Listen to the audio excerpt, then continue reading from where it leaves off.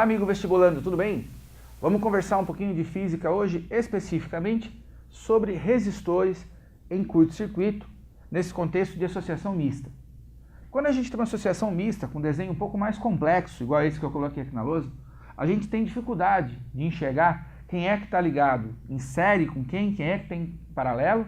E tem um detalhe, existem aparelhos que podem estar em curto-circuito, que não vão funcionar, que a gente não está nem vendo.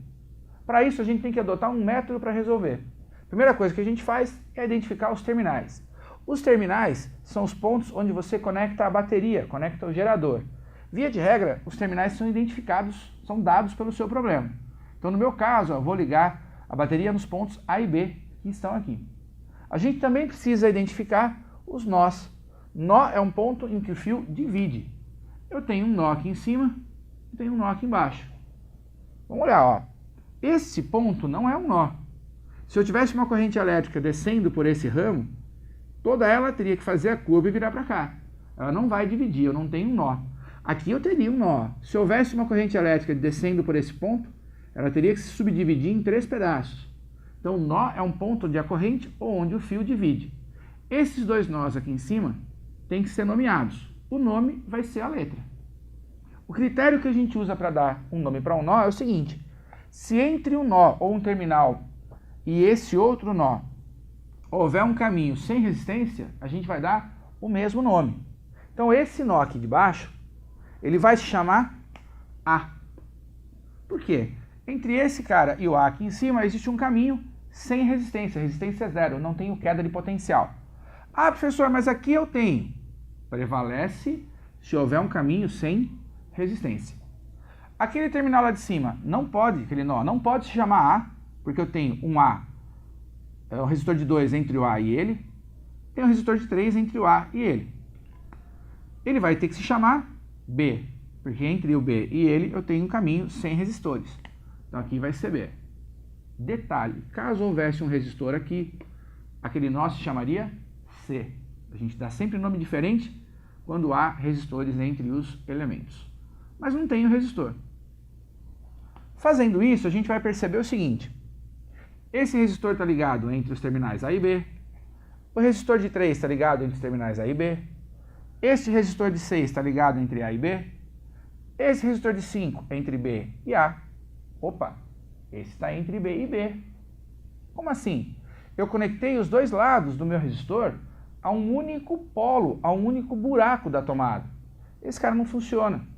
Esse é um aparelho que está em curto-circuito. Então a gente elimina ele. Esse aqui de baixo está conectado de A para A.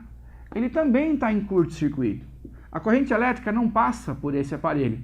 Ela viria por esse caminho, ó, sem resistência.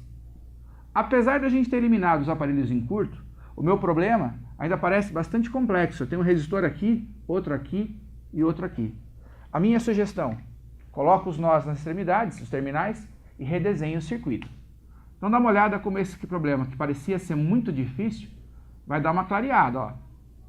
Eu só tenho 2 nomes de terminais, A e B.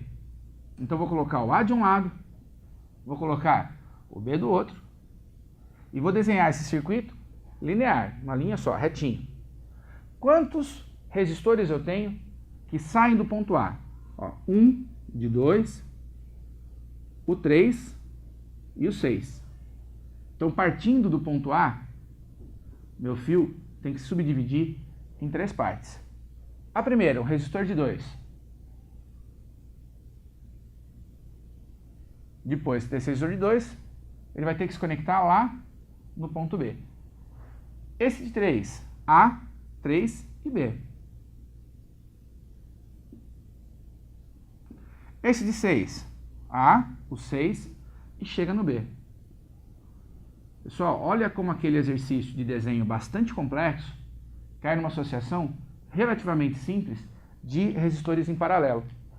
A gente aplica a regrinha prática e resolve o equivalente rapidinho, ó. 3 vezes 6, produto pela soma, dividido por 3 mais 6, 18 sobre 9, dá 2. Aí eu tenho um de 2 em cima, o equivalente de 2 embaixo. Resistores de mesma intensidade conectados em paralelo a gente pega o valor de um deles e divide pelo número de resistores. Então, nessa situação, eu vou ter 2 dividido por 2, eu vou ter 1 ohm. Ou seja, aquele circuito bastante complicado é o equivalente a um resistor de 1 ohm conectado entre os pontos A e B. É só seguir o método que você vai conseguir resolver. Até mais e bons estudos!